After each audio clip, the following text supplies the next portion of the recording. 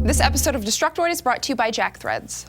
Coming up on Destructoid, South Park is back with another video game. The Last of Us has a super creepy teaser trailer, and we've got your releases of the week. All that and more is headed your way on Destructoid.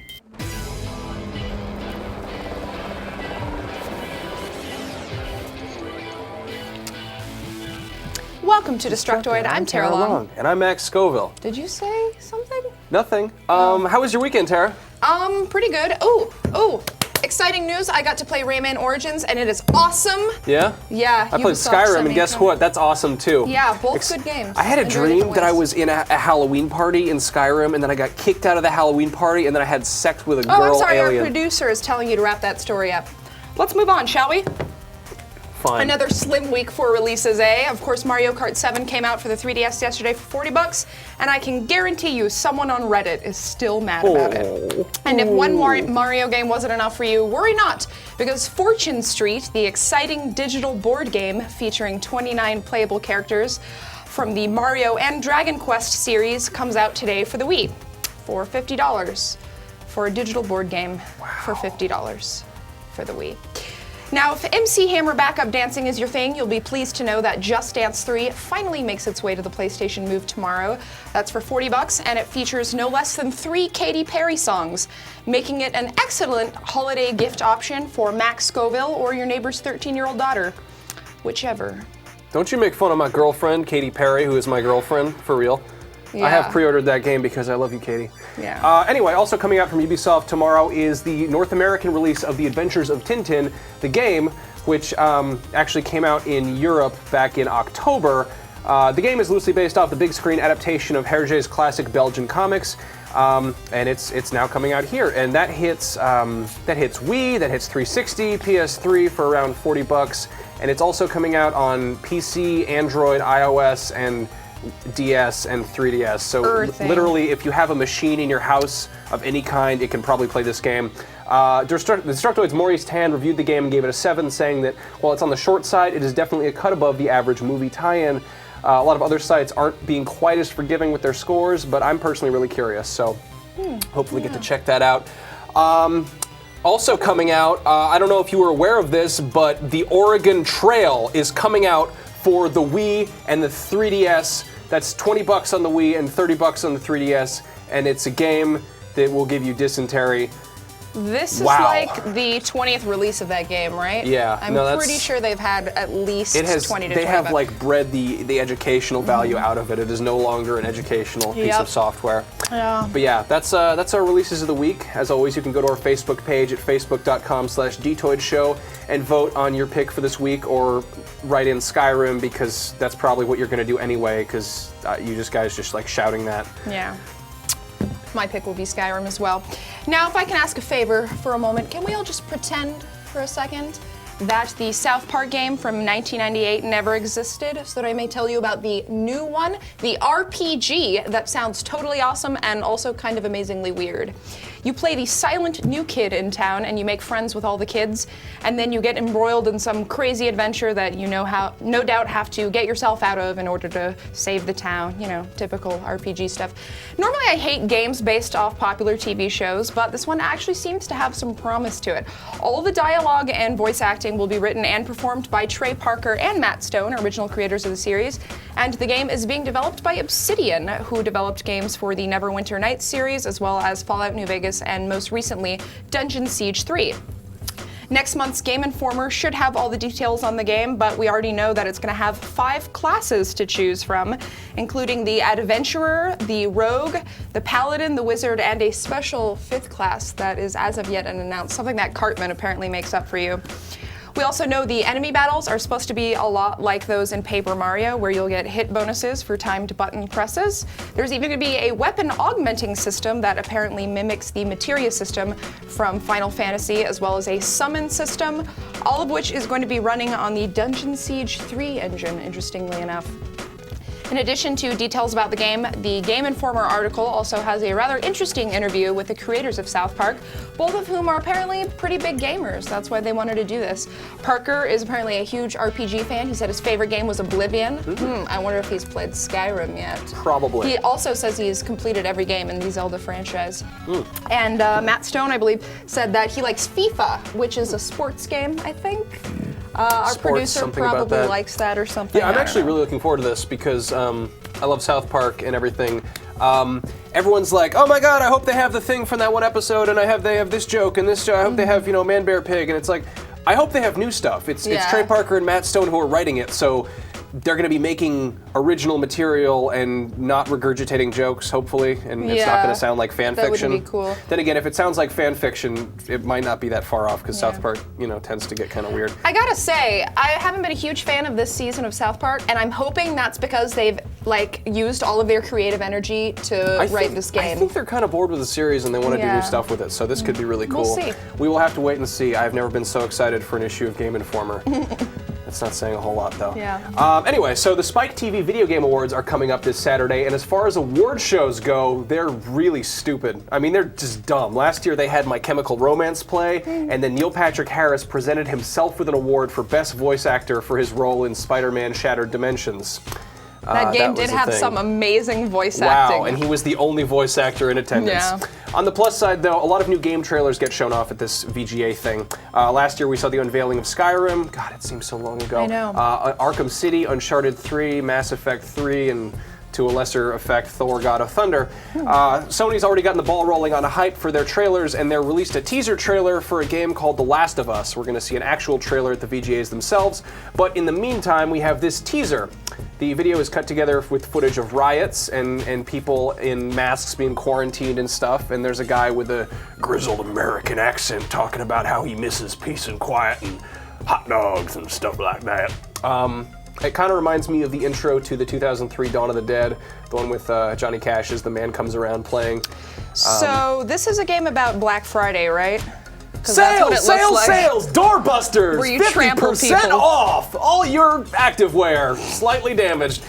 Anyway, the website, thelastofus.com, shows off the now famous video of a clip of an ant infected with a brain fungus that takes control of the ant's brain. And I'm gonna say it, I really hope this isn't a zombie game. I really, really hope this is not another zombie game. I love zombies, they're very cool, but they are played the fuck out, and I think you agree with me on this. Oh, yeah. Yeah. So if this is a game with some kind of disease in it, I really hope that it's anything but zombies. Anything else but zombies. It could be based on the movie Outbreak, and you're Morgan Freeman, and you have to chase around the monkey that was Ross's monkey on Friends. I don't care.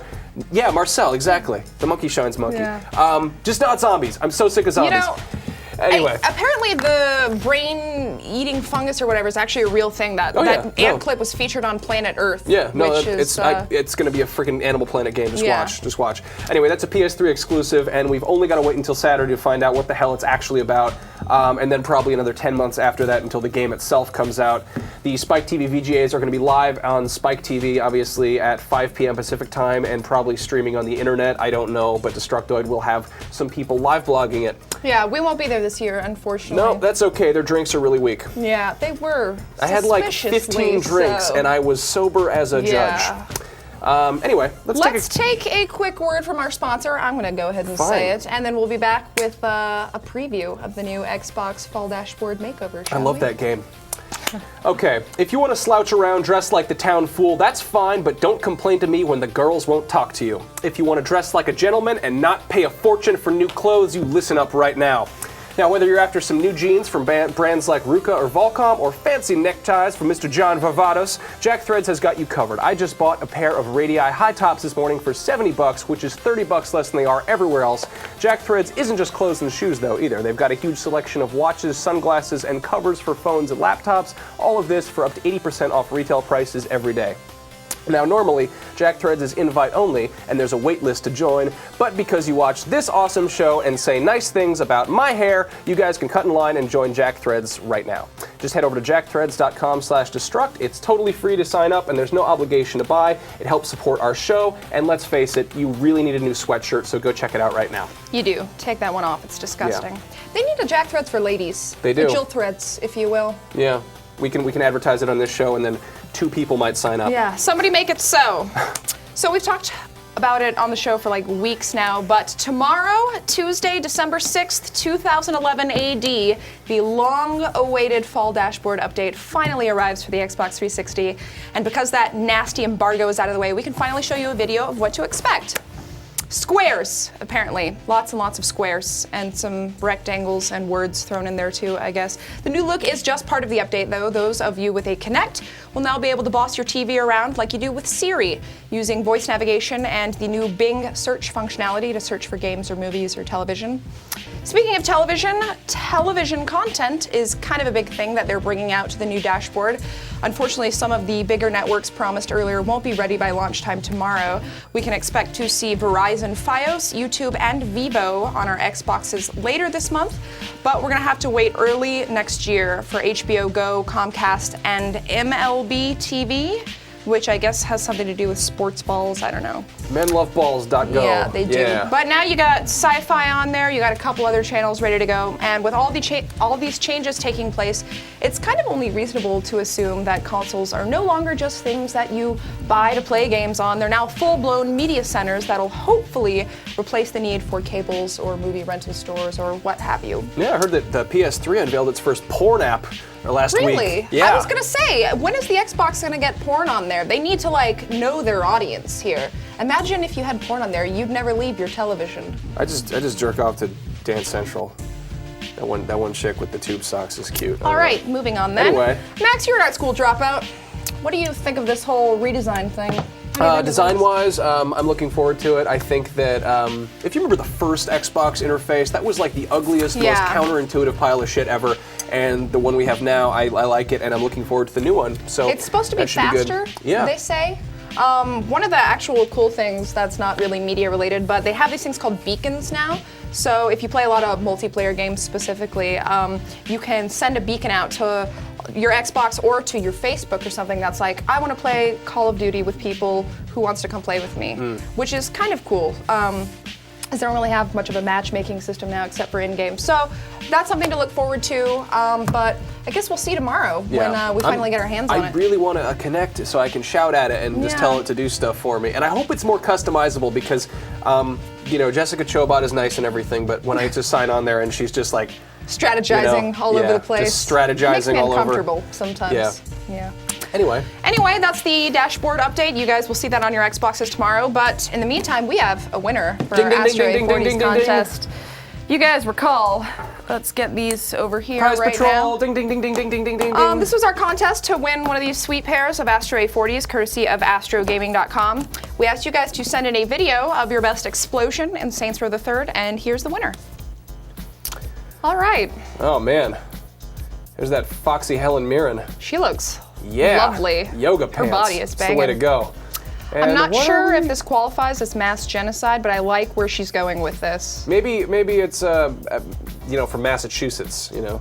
Oh, Go the Sox. Massachusetts genocide. The Massachusetts genocide. That's okay. kind of insensitive. Or maybe it's like a church thing. Who knows? Oh God! What are you doing with that poor old woman? What could be happening here? Oh. That is impressive. I like that. Bing. Oh, there it is. So that's how you. That's the money shot.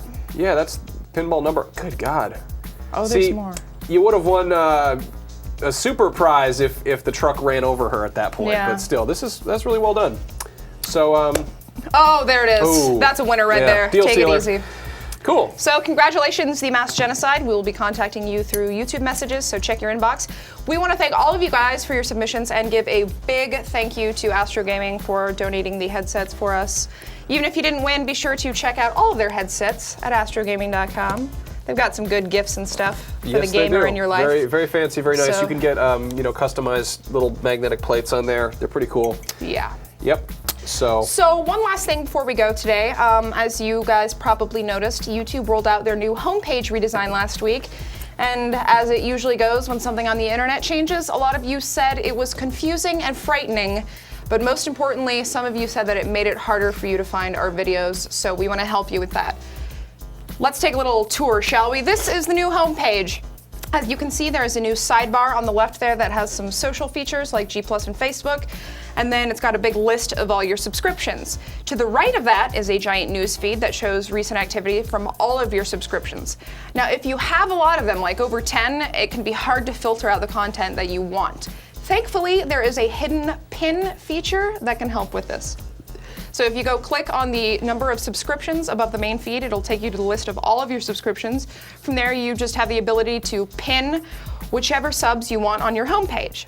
So here we have pinned Destructoid. Get Max Scoville. There it goes, yeah. We're pinning New Challenger and App Judgment because those are the 3 best channels on YouTube, and I'm not afraid to say it. Let's get Max Scoville. I don't see that in there. It's not important. Now, when you go back to the homepage, you'll see that those 3 channels supersede the alphabetical ordering. You can actually click on the channel to see all of their activity, and you can even click the box at the top to limit that to just uploads. So there you have it. Thank you guys for taking the time to subscribe to us, and thank you, YouTube, for adding it, for adding more calls to action, I should say, making it a little more difficult for people to subscribe to us. But you can do it. Just subscribe and pin us, and then we'll be happy, and we won't have to cause a scene. Yeah. So, yeah. Anyway, that's our show for the day. We will see you guys back here on Wednesday, but in the meantime, you should go follow us on Twitter, because we like that. We are at Destructoid Show on there, and we sometimes give away prizes, and Zach posts embarrassing things about me occasionally. And then there are personal Twitters. I'm at Max Scoville, and this lovely lady right here is at Tara Longest. And we will go follow us. Hey, soon. man, I'm almost up to 10K followers on Twitter. Yeah, God knows why. I don't get it. Yeah, well, helps to have a sexy picture. Yeah, Max. probably does. I wouldn't know. In my picture, I'm pretending I'm a cat. I'll see you guys next time. Have a good night. Happy Monday.